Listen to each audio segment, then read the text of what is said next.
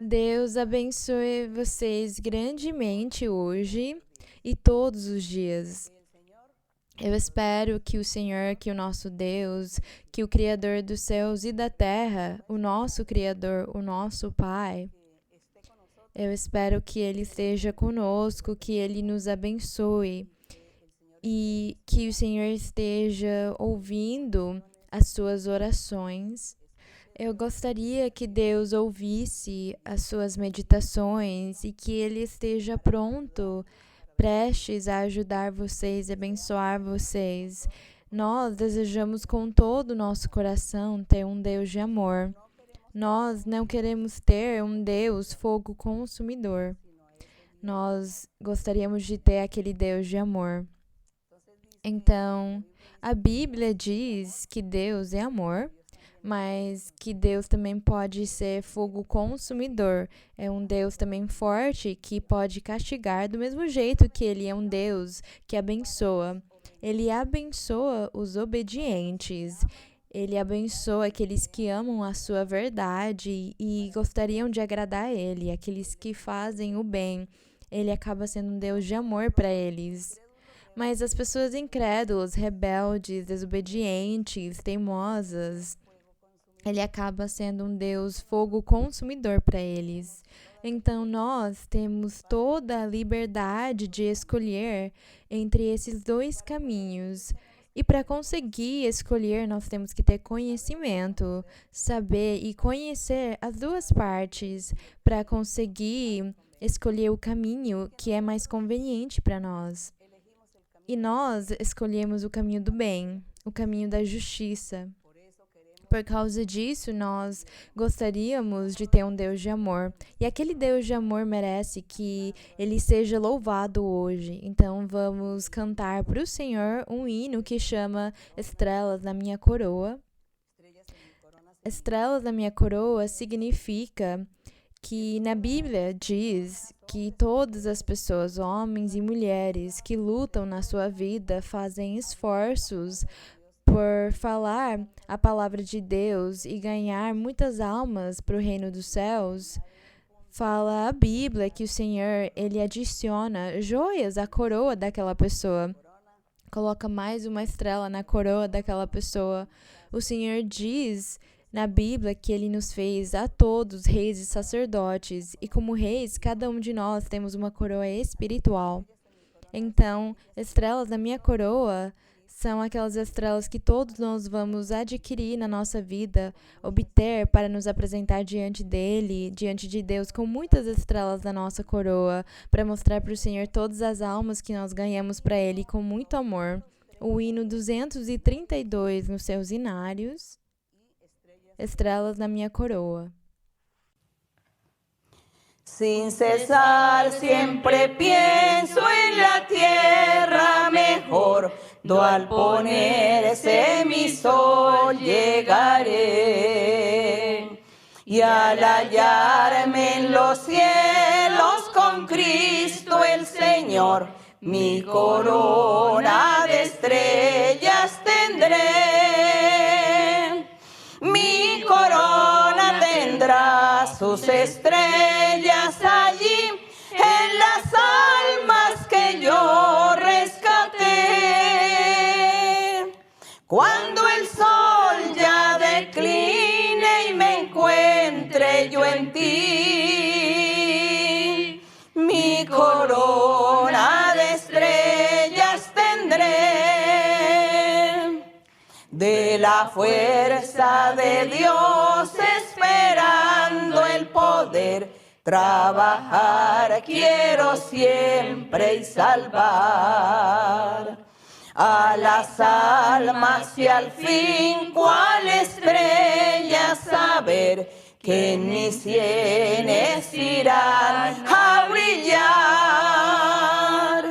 Mi corona tendrá sus estrellas allí en las almas que yo rescaté. Cuando el sol ya decline y me encuentre yo en ti, mi corona de estrellas Oh, qué gozo en los cielos será para mí, vivas gemas poner a sus pies y tener en mi frente corona que allí ornen joyas de tal brillantez. Mi corona tendrá sus estrellas allí en las almas que yo rescaté. Cuando el sol ya decline y me encuentre yo en ti, mi corona de estrellas tendré. A glória seja para o nosso Deus. Tomara que seja assim, que nós tenhamos muitas estrelas na nossa coroa. Agradecemos ao Senhor.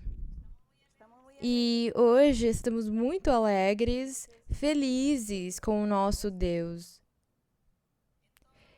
Em todos os momentos da nossa vida, nós temos que sempre alegrar o nosso coração e a nossa alma, porque Deus está do nosso lado.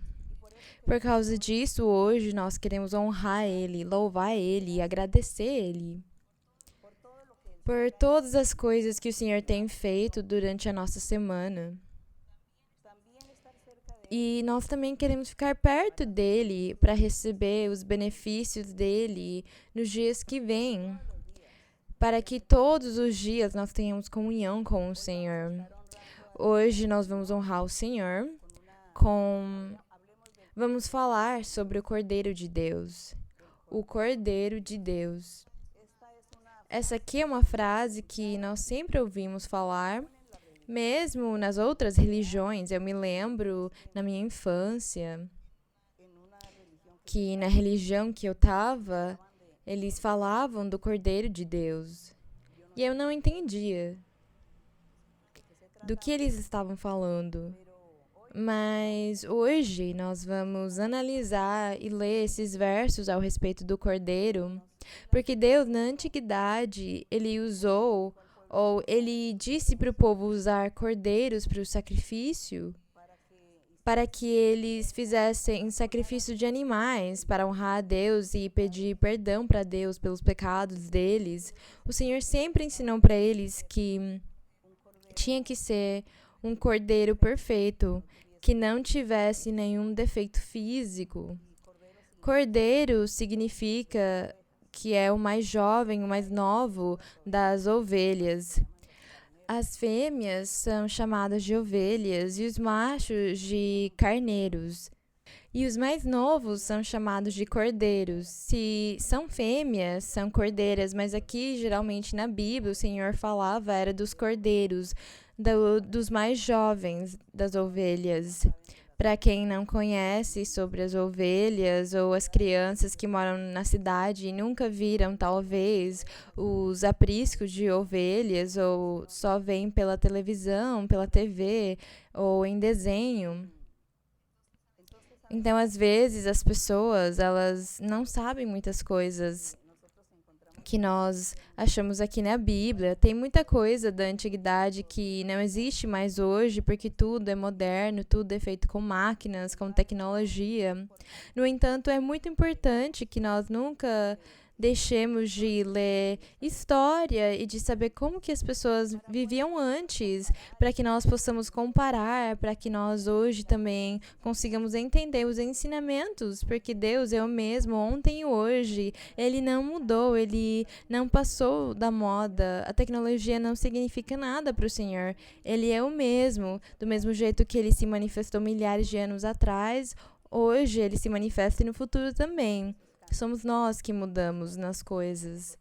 Porque nem como seres humanos nós temos mudado, continuamos sendo iguais. Continuamos tendo o nosso corpo, as nossas orelhas, as nossas mãos, os nossos pés, aquilo não mudou. Então, nós vemos que se passaram milhares de anos, mas os homens e as mulheres continuam sendo iguais, eles se reproduzem do mesmo jeito. Então, significa que Deus é um ser supremo. A tecnologia e a ciência, elas avançam, se desenvolvem, mas o ser humano não, ele continua sendo do mesmo jeito. E o nosso Deus, a existência dele é igual. Por causa disso, nós ficamos felizes e ficamos orgulhosos de seguir aquele Deus verdadeiro, aquele Deus vivo e de poder que é um Deus de verdade. E hoje vamos falar sobre o Cordeiro de Deus. Mas antes vamos lembrar na antiguidade como que Deus deu o ensinamento para o povo para eles sacrificarem aqueles cordeiros sem defeito para honrar o Senhor. E por que eles tinham que fazer aqueles sacrifícios? Gênesis 22, no livro de Gênesis, no capítulo 22, no verso 8, nós achamos aqui que Deus tinha ordenado para Abraão sacrificar o seu filho Isaque. Depois que Deus fez uma promessa para Abraão, porque Abraão e a Sara, eles não podiam ter filhos, eles não conseguiam. Abraão disse para o Senhor que ele não conseguia ter filhos e quem ia ser o herdeiro dele. E Deus disse, você vai ter filhos sim, porque do seu filho eu vou te abençoar, te farei pai de muitas nações e vou abençoar a tua semente para sempre. O Senhor falava para Abraão não tanto do filho físico dele, que era o Isaque, mas falava de um filho no futuro. O Senhor falava do Messias, do Salvador, do Filho de Deus, do ungido do Senhor, que ele enviaria no futuro. Mas naquele momento, ele era representado fisicamente pelo Isaque, o filho de Abraão. E Deus disse para Abraão, me sacrifique o seu filho, o seu único filho. E Abraão, ele não questionou o Senhor, não disse, mas Senhor, como assim? Você me deu primeiro o meu filho e agora você quer que eu sacrifique ele? Ele não fez isso, ele só acreditou no Senhor, obedeceu, teve temor do Senhor e foi sacrificar o seu filho. É o que acontece aqui no capítulo 22 de Gênesis. Vocês podem ler a história porque é muito importante. Aqui nós vamos ler só um verso sobre a palavra do Cordeiro de Deus. Então, diz aqui que Abraão foi sacrificar o seu filho, mas o filho dele não sabia, Isaque, ele não sabia. E aí ele perguntou para Abraão, pai, onde que tem um cordeiro para nós sacrificarmos ele? Nós temos o fogo, temos a lenha, mas cadê o cordeiro? Isaque perguntou para o pai dele, porque ele não sabia que era ele que ia ser sacrificado. E Abraão respondeu no verso 8, disse, Deus proverá, diz aqui, Deus proverá para si o cordeiro para o holocausto, meu filho. E seguiam juntos. Bem, por que o Senhor escolheu que tinha que ser um cordeiro, que tinha que se sacrificar? Isaque, ele era jovem, ele era um mocinho, e Deus disse para Abraão, me sacrifica o seu filho. Mas teve um momento que Deus se arrependeu e não deixou Abraão sacrificar o seu filho. Disse para ele, não sacrifique o seu filho. Olha, à sua direita tem um cordeiro para você sacrificar ele. Para você sacrificar um animal e para você me honrar. E daí para frente, então, Deus começou a ensinar para o povo que eles tinham que sacrificar cordeiros para tirar o pecado deles. E eles faziam a cada ano, na Páscoa. Naquela festa da Páscoa, a cada ano, eles sacrificavam cordeiros. Com o sangue, eles aspergiam no povo para o perdão dos pecados. E naquela época, o perdão dos pecados acontecia quando aspergiam o sangue dos animais do cordeiro. O cordeiro era sacrificado e o sangue dele é aspergido. É assim que o povo de Israel recebia o perdão dos seus pecados a cada ano. E o Senhor fez assim durante o tempo todo que o povo de Israel existiu, desde a época dos reis até o dia que o Senhor castigou Jerusalém, castigou o povo de Israel, e diz a Bíblia que todos eles foram levados até a Babilônia pelo exército da Babilônia. Foi aí que terminaram aqueles rituais, porque eles tinham que seguir até o Messias vir, Mas como teve tantas guerras e eles foram escravos de muitas outras nações, então não deixavam eles praticarem direito à lei de Moisés. Então, esse cordeiro e o sangue dele simbolizavam, representavam o Messias, o Salvador, o Rei. Quando ele viesse, ele seria aquele cordeiro. O sangue dele era o que ia ser derramado e simbolicamente ia ser aspergido naqueles homens e mulheres que acreditassem no Messias, no Salvador, naquele Rei justo e perfeito que Deus ia enviar para salvar a humanidade. Então, até hoje, nós, espiritualmente e simbolicamente, aspergidos pelo sangue do Senhor Jesus e com o sangue do Cordeiro para o perdão dos nossos pecados, aqueles que já fomos aspergidos, aconteceu só uma vez e agora estamos no Evangelho do Senhor. Mas ainda faltam um monte de pessoas para se converterem ao Senhor e Ele conseguir aspergir eles com o sangue dele, espiritualmente, é claro, tudo no sentido simbólico. Por causa disso, na antiguidade, era muito sagrado e aqueles rituais tinham que ser feitos exatamente como Deus tinha ensinado para Moisés. E agora vamos para Êxodo. Aqui Abraão disse para o seu filho que Deus ia prover o cordeiro para o sacrifício. E agora em Êxodo 29, no capítulo 29, no verso 39, Deus disse para Moisés, no 38, isto é o que oferecerás no altar, 2 cordeiros de 1 ano cada dia continuamente. Um dos cordeiros oferecerás pela manhã e o outro cordeiro oferecerás ao entardecer.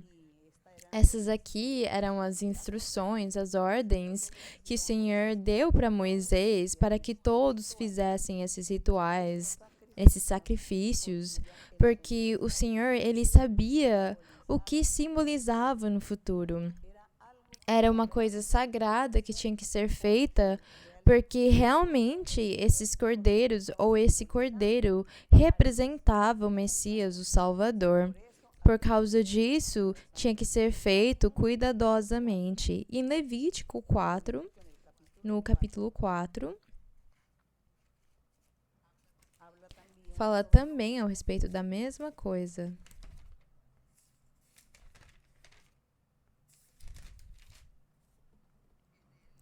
No verso 32,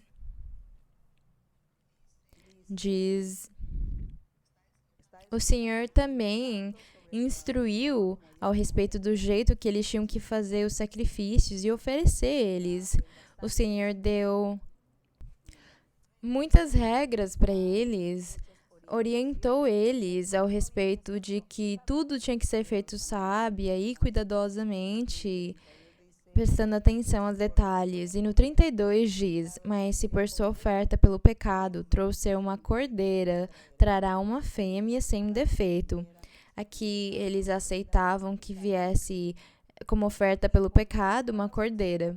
E porá sua mão sobre a cabeça da oferta da expiação e a degolará. O Senhor, ele teve muito cuidado de explicar para Moisés que tudo fosse feito do melhor jeito.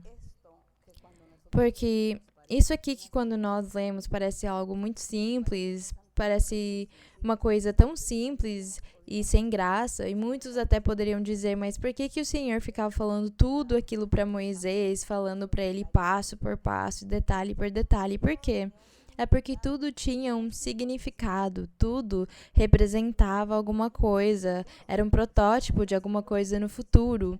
Não era só sacrificar animais e derramar o sangue deles, não era só que Deus quisesse proibir eles beberem sangue porque Deus quis. Não, é porque no futuro aquilo tinha um grande significado e é por causa disso que Deus fazia que eles respeitassem as regras, porque tudo o que aconteceu no Antigo Testamento representava o que ia acontecer no futuro quando houvesse a pregação do Evangelho, quando o Messias viesse pregar o reino dos céus. Então, aí é onde eles começam a falar, tudo bem, mas quem era o cordeiro então? Quem era o cordeiro? Também fala aqui de uns outros animais, de vacas e bois, não é? que eles sacrificavam, tudo isso o Senhor tinha feito para ser simbolizado no futuro. Então, por exemplo, nós hoje, no Evangelho do Senhor, nós hoje somos um sacrifício vivo para Deus, porque os animais que eles sacrificavam na antiguidade representam a nós. Mas esse cordeiro aqui, especialmente, era o Senhor Jesus, o Cordeiro de Deus, aquele que tirava o pecado do mundo. E nós, depois, os crentes dele, os seguidores dele, também temos que sacrificar nossa carne pecaminosa, que eu sempre ensino para vocês, porque nós somos sacrifício vivo para Deus. E eu sacrifico a minha carne, falando, eu não vou fazer isso e aquilo, mesmo que me cause prazer, eu não faço porque eu tenho que agradar a Deus. Era essa a resposta, a representação daquelas coisas que aconteceram na antiguidade. Por causa disso, eu explico os versos aqui um pouco mais detalhadamente. Peço desculpas por repetir tanto, mas aqui é para que nós possamos valorizar melhor o Cordeiro de Deus. E agora vamos para Levítico 4, no 32, falava sobre oferecer aquela cordeira pelo pecado, aquela oferta. E que aquela cordeira tinha aquele simbolismo, representava aquilo, e agora nós sabemos por que Deus queria que tudo fosse perfeito naquele animal. E agora vamos para o Novo Testamento, no livro de Atos dos Apóstolos, para falar do Cordeiro de Deus agora. Para falar do Cordeiro de Deus que tira os pecados do mundo. Diz Atos 8.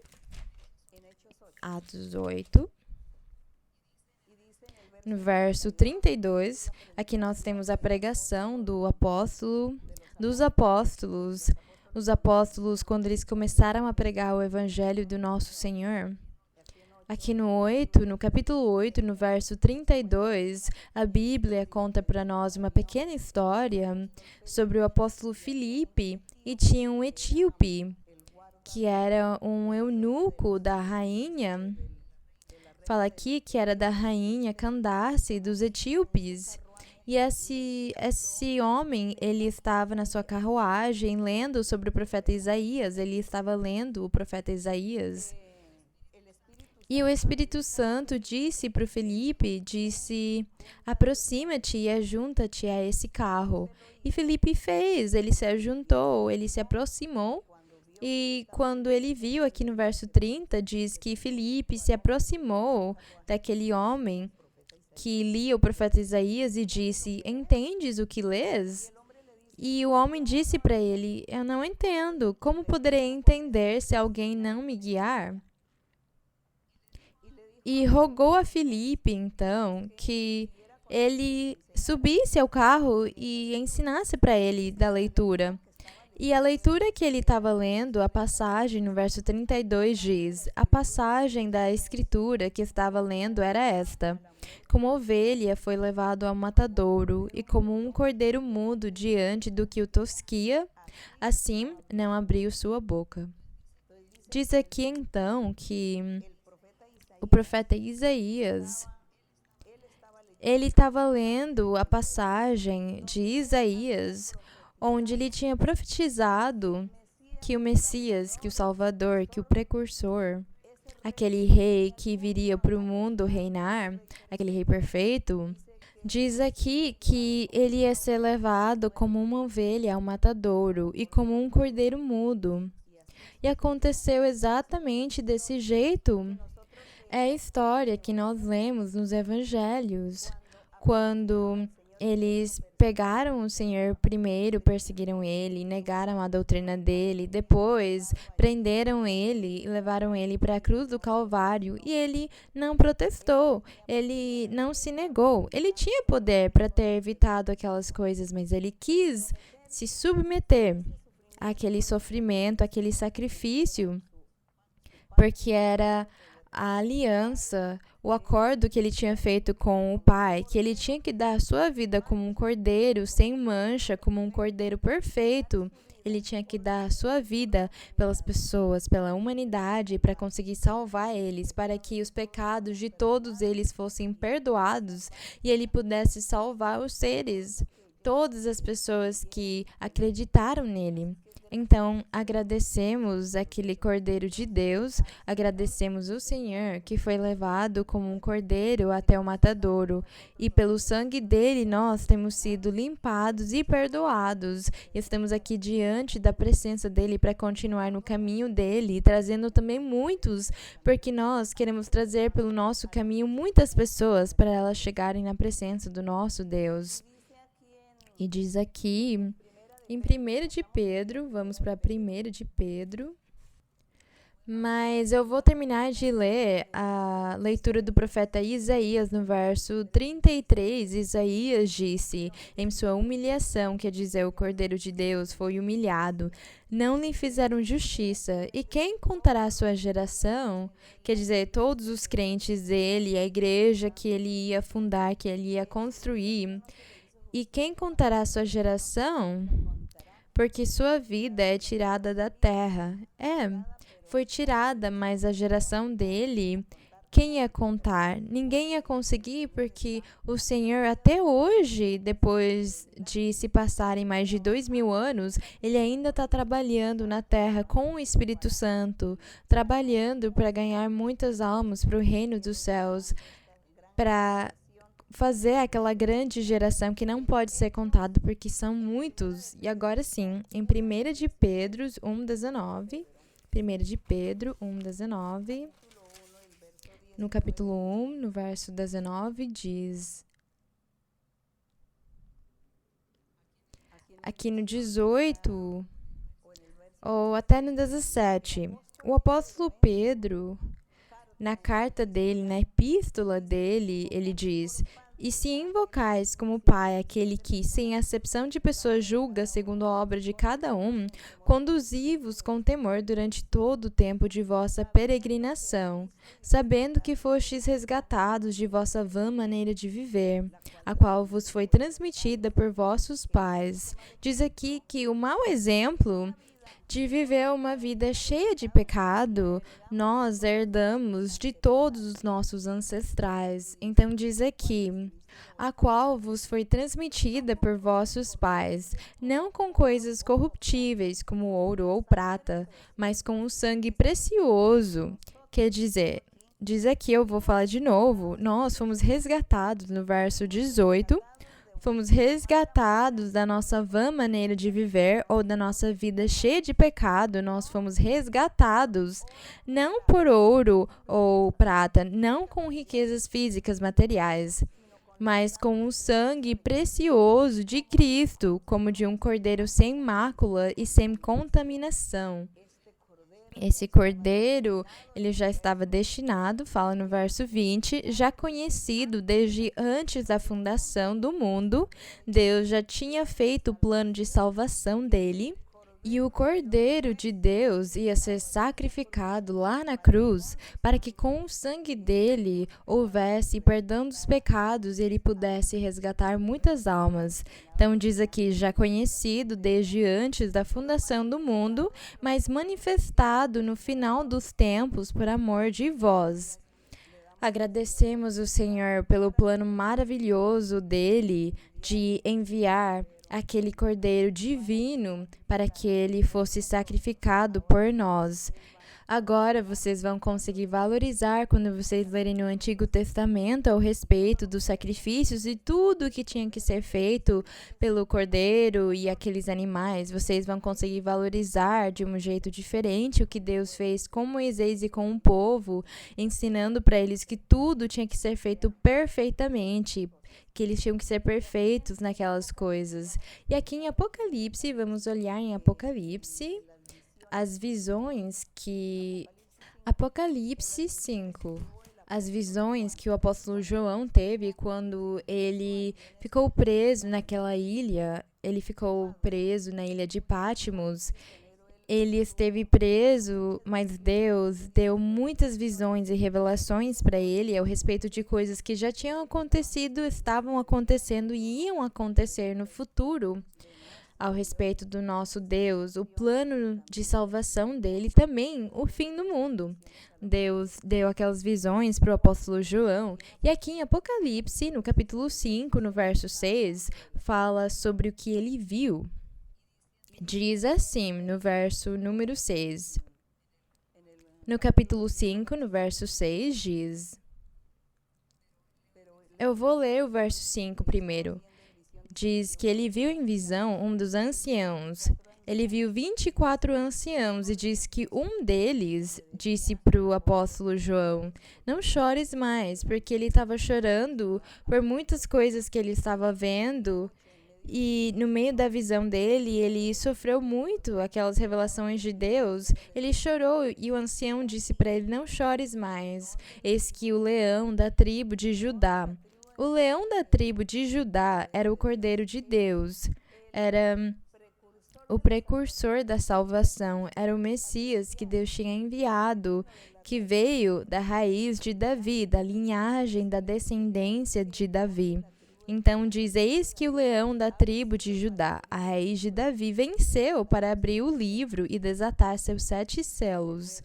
E no verso número 12, no verso 12 diz que depois que ele abriu o livro e abriu os selos, no verso 12 diz que diziam em grande voz as pessoas que ele estava vendo, ele viu muitos anjos, além dos seres viventes, que eram 24 anciãos, ele viu milhares e miríades de pessoas. E no verso 12 diz que quando o Cordeiro conseguiu abrir os livros e abrir os selos, diz que eles diziam em grande voz, o Cordeiro que foi imolado é digno de tomar o poder, as riquezas, a sabedoria, a fortaleza, a honra, a glória e o louvor.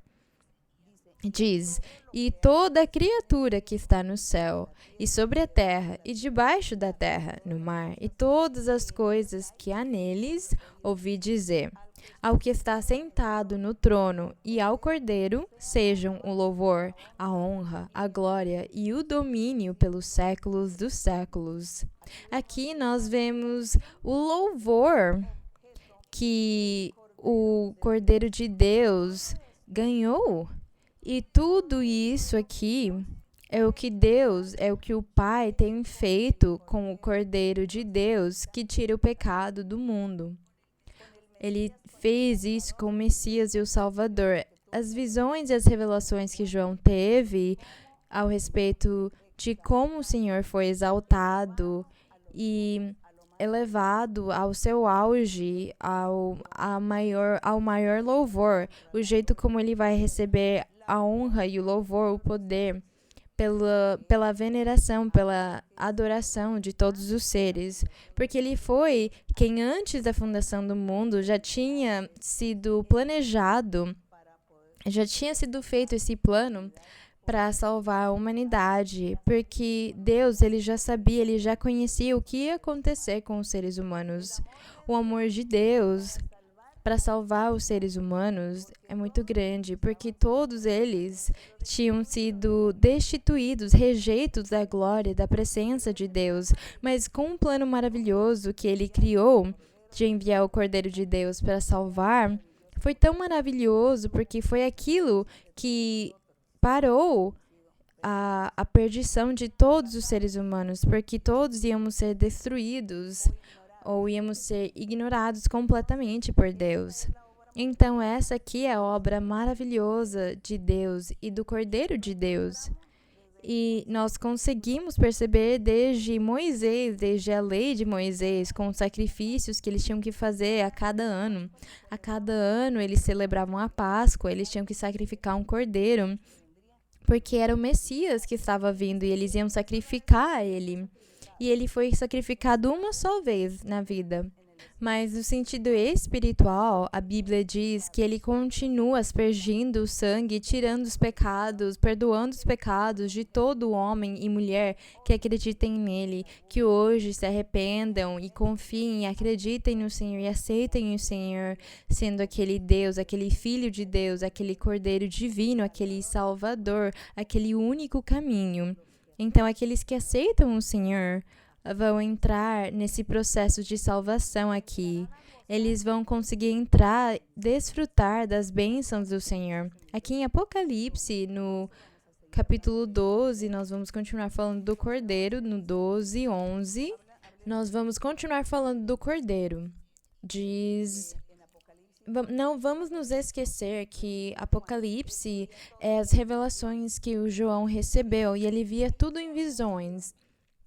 Diz no 11, melhor no 10, ouvi uma grande voz, João disse, no céu que dizia, agora vieram a salvação, o poder e o reino de nosso Deus e a autoridade de seu Cristo, porque foi lançado fora o acusador de nossos irmãos, o que os acusava diante de nosso Deus dia e noite, falando do diabo. E no 11 fala, e eles o venceram por meio do sangue do Cordeiro e da palavra do testemunho que deram.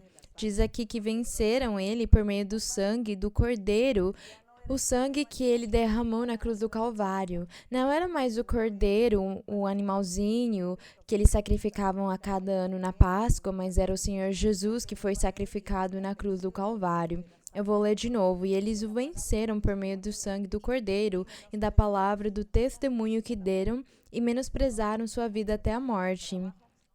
Nós vemos aqui o trabalho que o Cordeiro de Deus fez no capítulo 17 de Apocalipse. Apocalipse 17, no verso 14. Também nós temos o seguinte, diz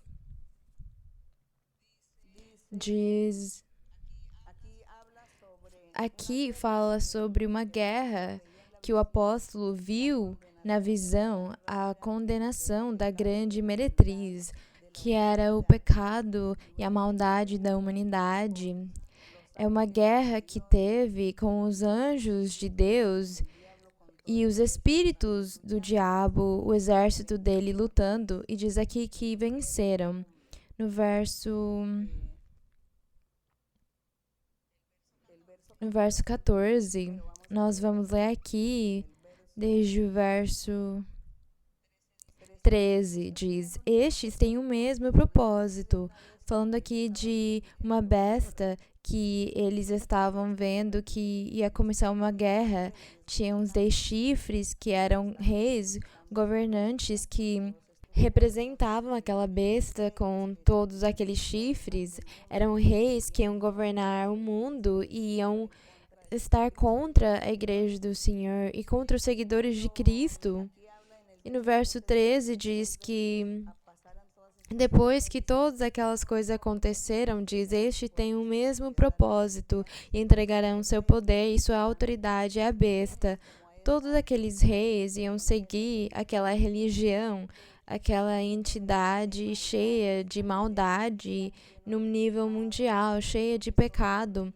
Todos os reis e os governantes iam pecar junto com aquela entidade. Todos eles iam se juntar no mesmo pecado, batendo palma para o que aquela religião que foi inventada pelo diabo ensina para o mundo, que é viver nos prazeres da carne, que é fazer as coisas erradas da carne.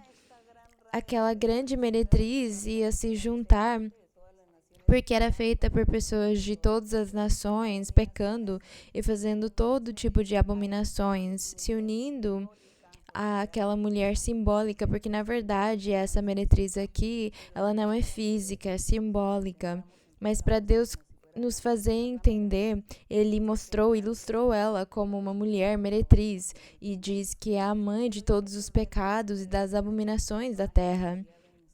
Mas diz aqui que tem uma pessoa que ia conseguir vencer ela, e realmente aconteceu desse jeito, porque o Senhor Jesus veio resgatar, tirar da prisão, do pecado, das abominações, os homens e as mulheres, para eles viverem um caminho reto.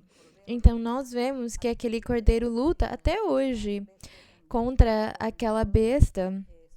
E ela também, aquela besta, com todas as pessoas que seguem ela, lutam contra as coisas de Deus. E nós estamos naquela luta contínua, nós estamos continuamente lutando em guerra, tentando sempre fazer o bem e resgatar as pessoas para o bem. E ele sempre tentando nos destruir e nos jogar ao lado. É a nossa luta, mas aqui tem uma pessoa que ganha. No verso 14 diz: pelejarão contra o Cordeiro, e o Cordeiro os vencerá. Quer dizer que toda a humanidade, o pecado dela, a sua religiosidade e as suas maldades, todos os reis que chegaram e se foram, mesmo eles sendo grandes e fortes, diz que o Cordeiro vai pelejar contra eles e vai vencer. No verso 14 diz: pelejarão contra o Cordeiro, e o Cordeiro os vencerá, porque ele é Senhor dos senhores e Rei dos reis.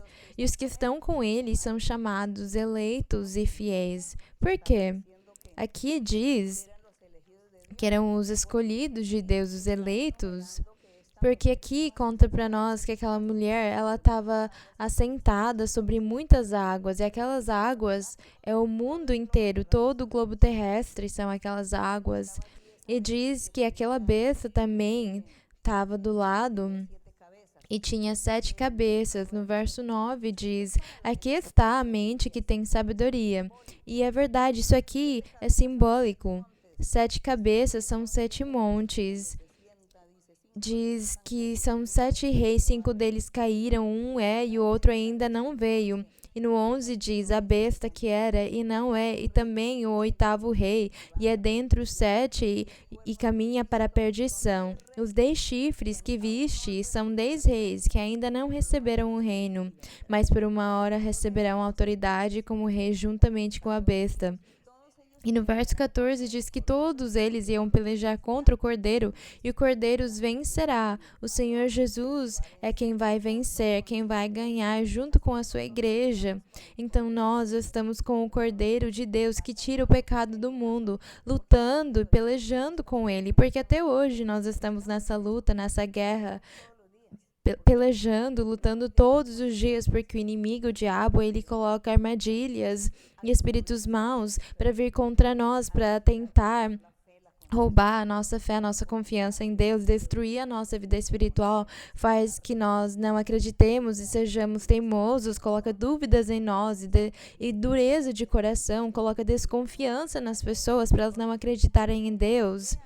É essa luta, a luta de todos aqueles reis contra o Cordeiro e os seus seguidores. Nós estamos lutando e vamos continuar lutando até o final, até o fim. É aquela guerra. Então nós temos que estar junto com o Cordeiro de Deus que tira o pecado do mundo, porque é ele quem vai vencer. Isso aqui que Deus mostrou para João, mostrava para ele o futuro. Mas nós ainda não chegamos nesse futuro, nós estamos no processo, nós estamos caminhando até lá, estamos indo aos poucos para chegar e viver todas as coisas quando diz que ele vence e que vai vir a bênção, vão chegar os galardões, os prêmios, e também vem o castigo para aqueles que perderam a batalha por eles andarem no pecado do mundo e a maldade. Então é aí onde vem aquele fim. Então, como eu disse, ainda não se cumpriu tudo. E no capítulo 19, no verso 7, diz: aqui nós temos um triunfo. Diz: exultemo-nos e alegremo-nos e demos-lhe a glória, porque chegaram as bodas do Cordeiro e sua esposa se preparou. Então percebam que aqui Deus também mostrou para João aquele futuro maravilhoso, aquele triunfo e aquela vitória que eles obtiveram, que eles conseguiram naquela guerra, naquela luta que nós estamos lutando desde faz quanto tempo? Desde que o Senhor Jesus morreu na cruz do Calvário e ele ressuscitou ao 3º dia, quando ele foi glorificado e ele enviou o seu Espírito Santo para que o Espírito Santo continuasse protegendo e ajudando os seus seguidores, ensinando para eles, ensinando para os seguidores do Senhor e dando forças para eles lutarem naquela batalha, porque nós ainda estamos lutando desde aquela época, estamos em guerra, lutando num sentido espiritual, numa luta espiritual. Mas percebam que o Senhor mostrou para João o futuro. O que ia acontecer quando houvesse vitória e triunfo e o diabo fosse vencido, quando o pecado e a maldade fossem vencidos. Diz aqui: exultemo-nos e alegremo-nos, no verso 7 de Apocalipse 19. Exultemo-nos e alegremo-nos e demos-lhe a glória, porque chegaram as bodas do Cordeiro e a sua esposa se preparou. E ela se lhe concedeu vestir-se de linho fino, limpo e resplandecente, porque o linho fino são as ações justas dos santos, dos crentes em Cristo, dos seguidores do Senhor. Eles são a esposa do Cordeiro.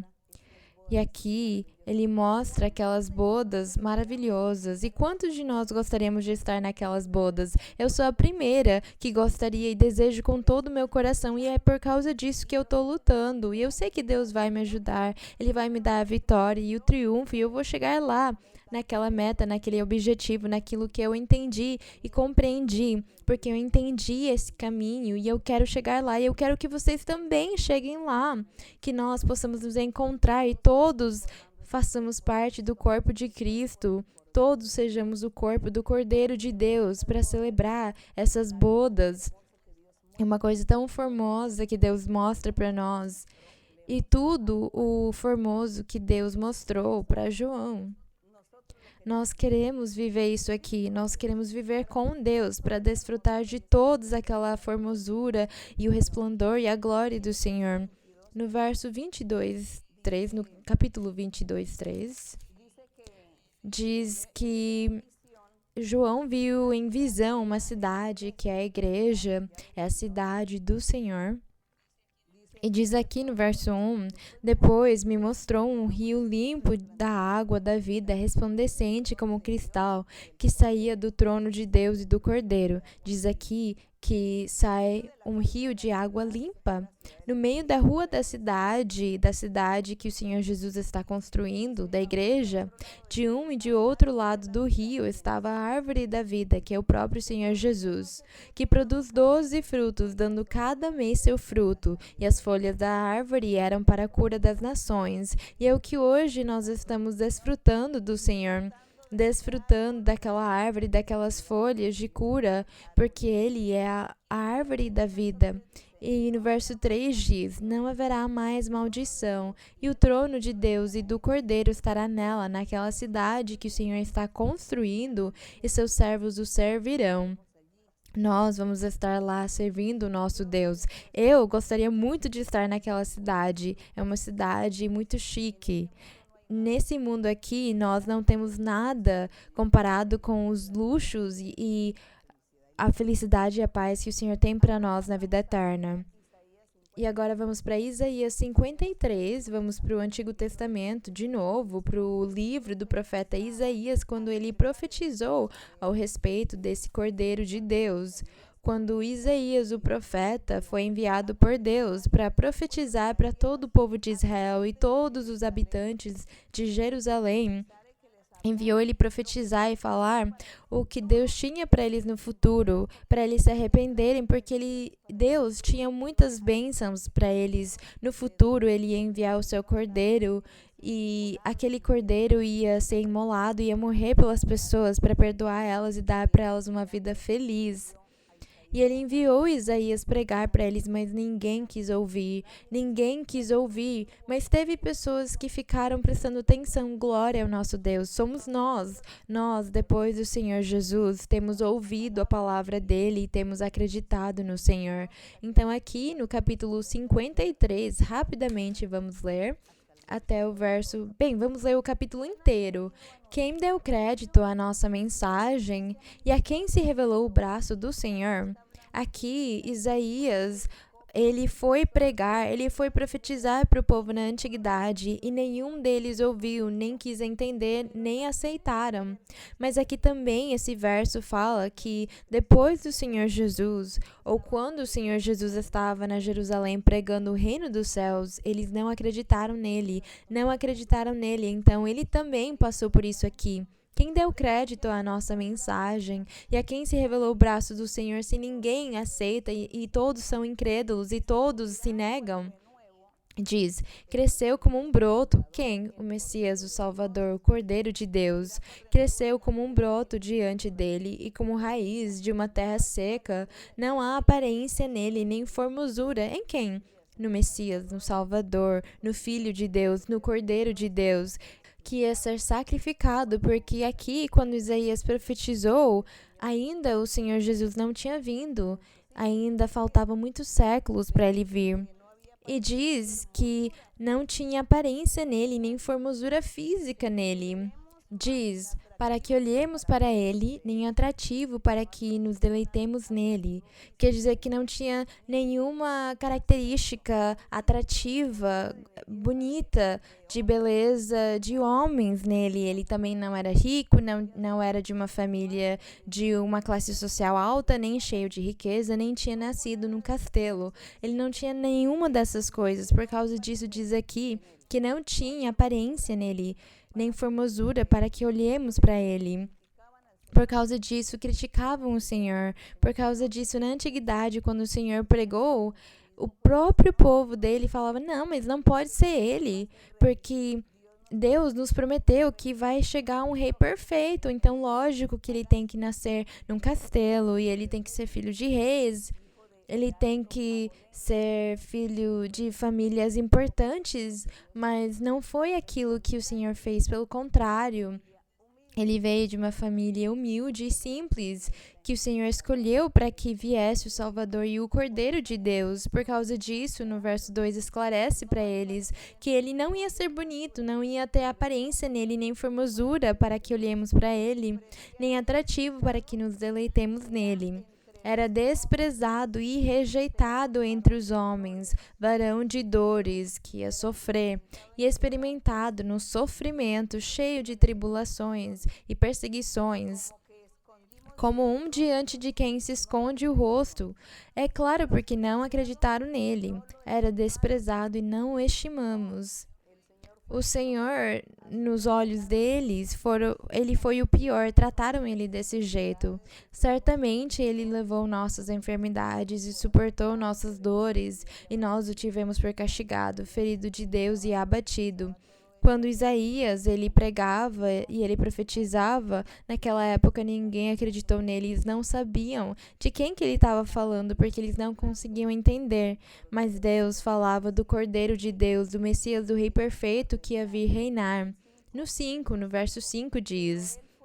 Mas ele foi ferido, o Cordeiro de Deus foi ferido por nossas transgressões e moído por nossos pecados. O castigo que nos traz a paz estava sobre ele, e por suas feridas fomos curados. Todos nós andamos desgarrados como ovelhas, cada um se afastou por seu caminho, mas o Senhor fez recair sobre ele.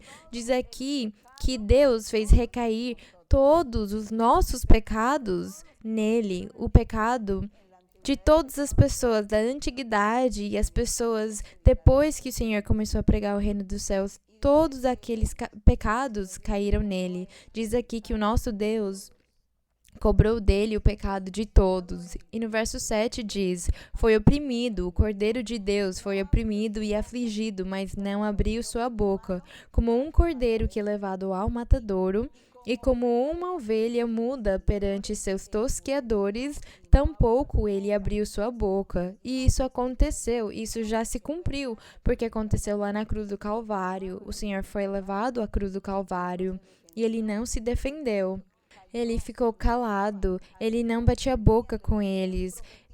Zombavam dele e falavam, profetiza para nós, se você filho de Deus desce daquela cruz, por que você não se profetiza você mesmo, porque você não se ajuda se você for Deus. Todas aquelas coisas, aquelas humilhações, eles falavam para o Senhor. Ele foi humilhado desse jeito, mas diz aqui que como aquele cordeiro levado ao matadouro e as ovelhas mudas perante seus tosqueadores, ele não abriu sua boca. Da prisão e do juízo foi tirado, e sua geração quem a contará? A geração dele são todos os crentes, todos os seguidores do Senhor, a sua igreja, da qual ele está fazendo aquele edifício, aquele prédio, aquele palácio, aquela cidade de Deus, a cidade de Sião, a cidade da Jerusalém espiritual. É essa geração que não pode ser contada, porquanto foi cortado da terra dos viventes pela rebelião de meu povo, ele foi ferido. E puseram sua sepultura com os ímpios, mas com o rico em sua morte. Porquanto nunca fez maldade, nem houve engano em sua boca. Diz a Bíblia que quando o Senhor morreu, um homem que era muito rico ofereceu o seu terreno, o seu sepulcro, para enterrar o Senhor. E ele foi sepultado entre os ricos, mas só por algumas horas, porque o Senhor ressuscitou completamente. Ele ressuscitou, ele se levantou daquele sono da morte, o Senhor se levantou. Mesmo que os inimigos dele falaram que não, que foi mentira, que foram os apóstolos dele que tinham tirado o corpo, mas nós acreditamos porque nós temos sentido e visto a manifestação do Senhor, e que tudo que foi falado dele na antiguidade, tudo que ele ensinou e ele profetizou, nós estamos vivendo, nós estamos sentindo e experimentando.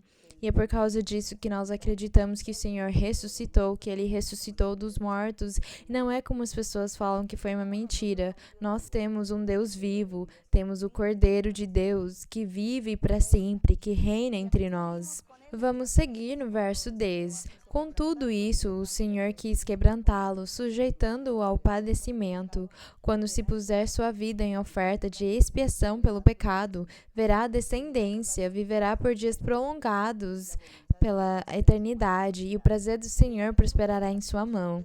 Verá o fruto da aflição de sua alma e ficará satisfeito. Com seu conhecimento, justificará o meu servo justo a muitos e levará as maldades deles. Por isso, eu lhe darei parte entre os grandes, e com os poderosos repartirá despojos, porquanto derramou sua vida até a morte. Isso aconteceu na cruz do Calvário, e foi contado com os transgressores. É mesmo, porque ele foi acusado de ser um transgressor, de ser um criminal. E eles falavam que para os maiores criminais, a morte deles era morrer numa cruz, como hoje que nós temos pena de morte em alguns países, é a maior pena. Naquela época, na lei, a lei falava que quem fizesse muitos pecados ia ser pendurado no madeiro, numa cruz, e como o Pai cobrou dele todos os nossos pecados, por causa disso que ele morreu como o maior transgressor, o maior pecador, e por causa disso ele foi levado para morrer numa cruz lá. Por causa disso, diz que ele foi contado com os transgressores, havendo ele, o Cordeiro de Deus, levado o pecado de muitos e intercedido pelos transgressores. Então, isso aqui é o que o Cordeiro de Deus fez, aquele que tira os pecados do mundo. E o último, vamos olhar aqui em João, no Evangelho de João, no capítulo 1. João 1. Aqui, no Novo Testamento, no verso 29, fala sobre o testemunho de João Batista sobre o Cordeiro de Deus, sobre o Senhor Jesus, sobre o Verbo da vida, do Filho de Deus, do ungido do Senhor, do Salvador, do Rei Perfeito. E aqui, o Cordeiro de Deus, em João 1, 29,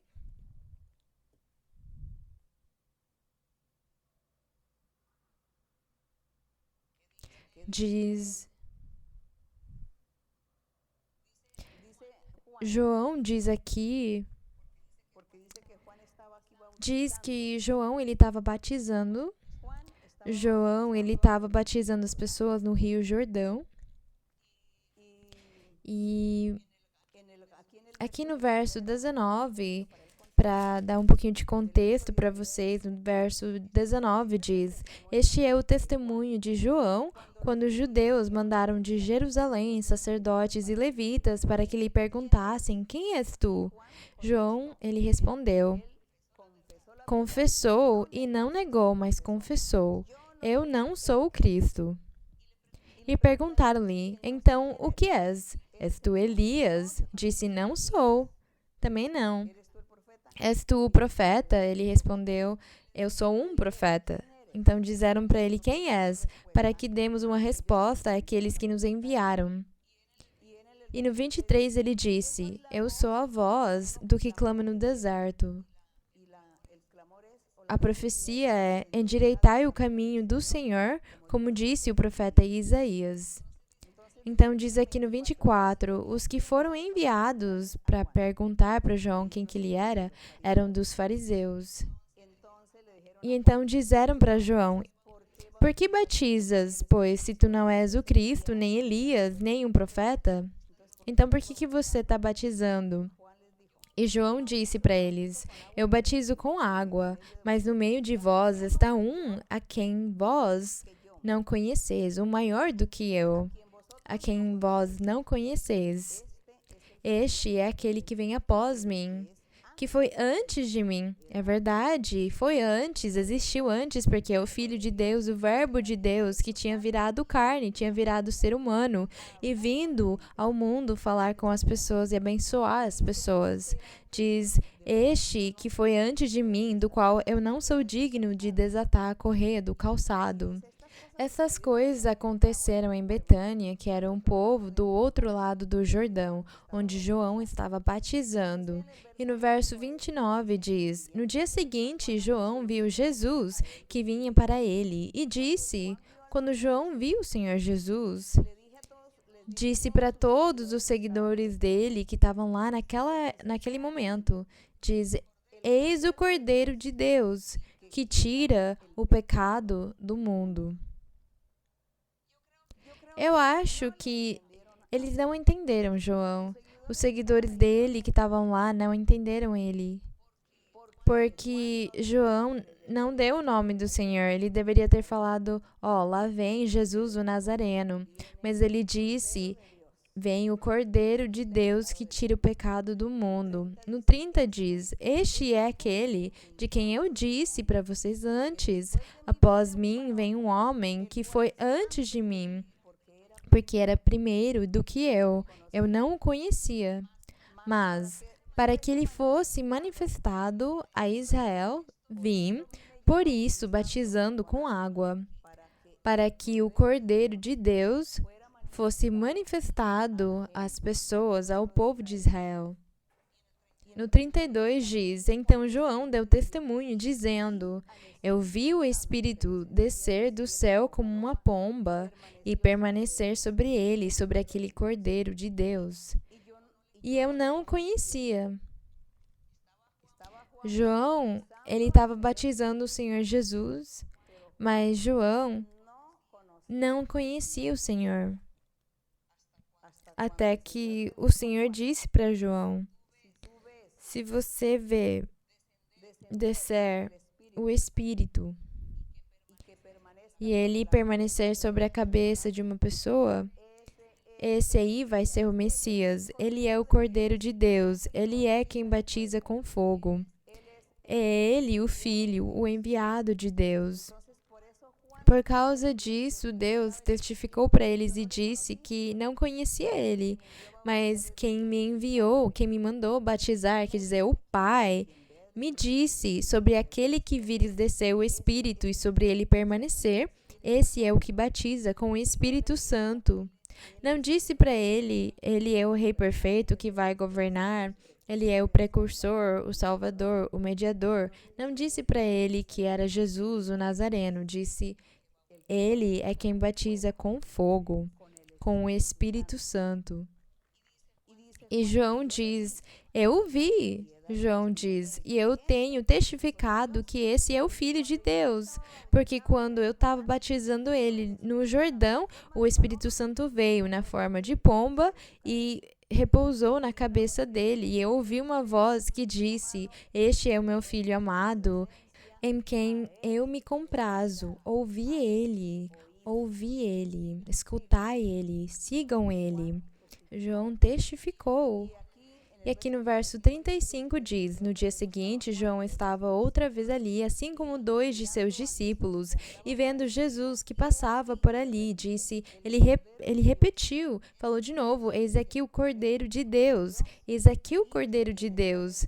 E dessa vez os apóstolos ouviram ele. E quando eles ouviram João dizer: Este é o Cordeiro de Deus, imediatamente eles deixaram João e foram atrás do Senhor Jesus. Eles correram atrás do Cordeiro de Deus. João disse para eles: Lá vem o Cordeiro de Deus. E o coração de todas aquelas pessoas, como deveria ser?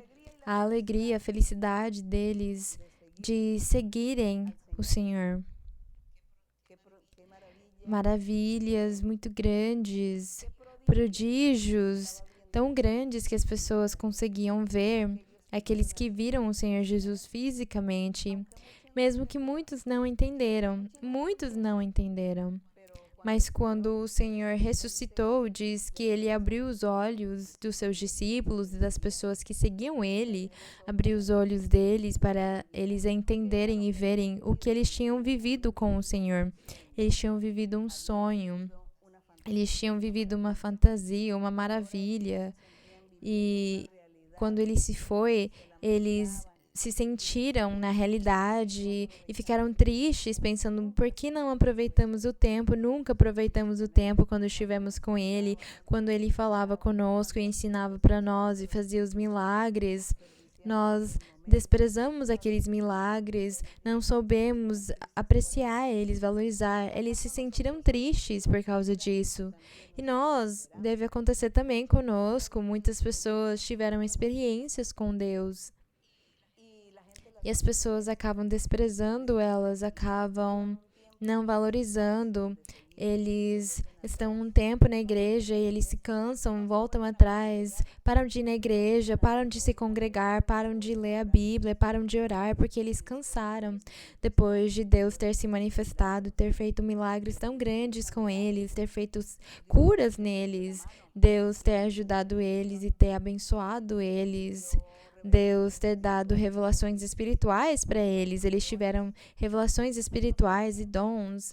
As pessoas não agradecem, elas são ingratas. As pessoas, elas não apreciam, elas não valorizam os momentos que elas têm com Deus.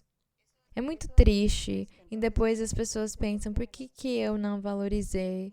Mas nós, que ainda não recebemos muito, estamos desejando que o Senhor se manifeste, que Ele esteja conosco e que Ele mostre para nós as suas maravilhas. Nós queremos seguir o Senhor, nós queremos louvar o nosso Deus, nós queremos honrar o Cordeiro de Deus que tira o pecado do mundo. E Ele está trabalhando, até hoje Ele trabalha em nós, Ele trabalha o tempo todo. E nós somos os ajudadores dele, os servos dele, e nós gostaríamos de dizer para ele: eis-nos aqui, Senhor, nós estamos aqui, nos usa. Então a honra e a glória sejam para o nosso Deus. Vamos orar para o nosso Deus. Padre bendito, eterno Dios, Padre de nuestro Señor Jesucristo, nuestro Rey, nuestro Salvador, nuestro Redentor. Gracias, Señor. Gracias, Padre Santo, por todas tus maravillas. Gracias por tus bendiciones, por tu amor, por tu misericordia. Gracias por tus promesas. Gracias por el cumplimiento de tu palabra, de tus promesas. Gracias porque todo en ti es fidelidad. Porque tus promesas son fieles, Señor, porque tú no te olvidas de lo que nos habla, nos promete, lo que nos dices. No te olvidas, Señor. Tú cumples, Señor, todo aquello que nos has prometido. Queremos seguirte, Señor. Ayúdanos, Padre Santo. Ayúdanos para poder nosotros cumplirte, para poder hacer tu voluntad, poder agradarte, cumplir con todos tus mandamientos, hacer lo bueno, lo justo. Ayúdanos a vivir en santidad, a vivir en rectitud, para tenerte agradado todos los días de nuestra vida. Extiende tu mano poderosa, guárdanos de las artimañas del maligno de nuestro enemigo. Protégenos de la envidia de ese enemigo. Padre Santo, extiende tu mano poderosa. Reprende brujerías, hechicerías y maldiciones que este enemigo, usando gente ignorante tal vez, usándolos para hacer males, para hacer daño, para enviarme maldiciones y conjuros. Y todas esas maldiciones, el día de hoy, de una u otra forma, nosotros hemos sido víctimas de esas maldiciones, de esos espíritus malos que andan rondando, persiguiéndonos para hacernos daño, para apartarnos de tus caminos. Pero Padre, tú nos has hecho promesas maravillosas que nos guardarás, nos protegerás, que nos libertarás, que tú eres nuestro escudo, que eres nuestra roca, eres nuestro escondedero, eres nuestra sombra en nuestro lado derecho. Gracias, Padre Santo. Confiamos y esperamos que tú nos ayudarás a vencer en esta batalla, en esta guerra continua que estamos llevando constantemente. Porque no solamente peleamos por nosotros mismos, sino estamos peleando también por nuestros hermanos y hermanas que son débiles y que se desaniman y desmayan, y tenemos que pelear por ellos también, para que tú los levantes, los fortalezcas, para que tú los ayudes, para que sigan en pie y sigan su camino. Sí, Señor, tú nos has dado fortaleza, nos has dado inteligencia, sabiduría para poder, Señor, poder encauzar a muchos en este camino, en la construcción de este templo espiritual, de esta iglesia, este edificio espiritual, de esta casa, la cual somos nosotros, nuestro corazón. Estamos construyendo y ayudándole a nuestros hermanos a construir también las moradas, Señor, para que tú habites, bendito Dios. Gracias, Padre Santo, gracias. Te pido, mi Señor, que tu misericordia en este momento se manifieste con todas las personas, hombres, mujeres, niños, ancianos, y no solamente con los que van a la iglesia, sino aquellos que todavía no se congregan y que por la pandemia han estado escuchando las enseñanzas. Que tú, Señor, les des gozo, que tú los limpies, los libertes, los sanes, los liberes también de esta esclavitud del diablo y les quite las tristezas, las amarguras, quita la depresión, quita el estrés, quita toda enfermedad, toda demencia, esquizofrenias, todas aquellas enfermedades que dejan a la persona sin poder razonar ni coordinar sus ideas. Libértalos, Señor, a todos, límpialos, Señor, quita toda enfermedad incurable, destruye toda enfermedad, toda dolencia, todo dolor. Te pido, mi Señor, que tenga misericordia de todas estas personas, que tú les reveles, les enseñes el camino recto, el camino verdadero, y que tú limpies la mentalidad de cada uno para que cada uno siga por el camino que debe ser, el camino del bien, haciendo lo mejor, haciendo el bien. Padre Santo, en tu amor, en tu misericordia te pido, mi Señor, por tu Hijo Jesucristo de Nazaret, te pedimos, mi Señor, que tú seas escuchando nuestras oraciones, nuestro clamor. Escucha nuestras peticiones. Mira también los anhelos del corazón de muchos. Concede, Señor, muchas cosas a muchos. Bendice, Señor, manifiéstate, Señor. Que la gente testifique de tus maravillas. Que la gente testifique de los bienes que reciben de tu mano poderosa. Gracias, Padre. Gracias en el nombre glorioso de Jesucristo, tu Hijo amado. Amén. La honra y la gloria sea para nuestro Dios. Vamos cantar para o Senhor o coro 39, que chama Logo Virá o Senhor. Mas, é claro, nós temos que estar prontos quando o Senhor vier. Pronto vendrá el Señor, su iglesia levantar gloriosa. La iglesia que compró a precio de sangre preciosa. Los ángeles vendrán, allí se reunirá su pueblo. Allí yo quiero estar para escuchar su voz cuando me diga: ven, buen siervo. Allí yo quiero estar para escuchar su voz cuando me diga: ven, buen siervo. Pronto vendrá el Señor, su iglesia a levantar gloriosa. La iglesia que compró a precio de sangre preciosa.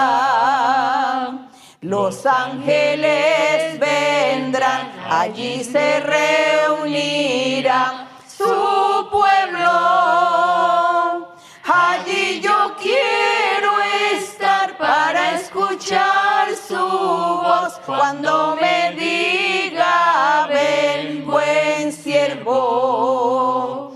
Allí yo quiero estar para escuchar su voz cuando me diga: ven, buen siervo. A glória seja para o nosso Deus. Senhor, que seja assim que nós estejamos diante da Tua presença. Muito obrigada. Deus abençoe vocês grandemente. Tomara que o Senhor esteja com vocês e que Ele dê para vocês muitas bênçãos, que Ele ouça as suas orações, que o Senhor ouça tudo. Eu amo vocês com todo o meu coração. Muitos beijos e abraços para as crianças e eu amo vocês. Obrigada, Deus abençoe.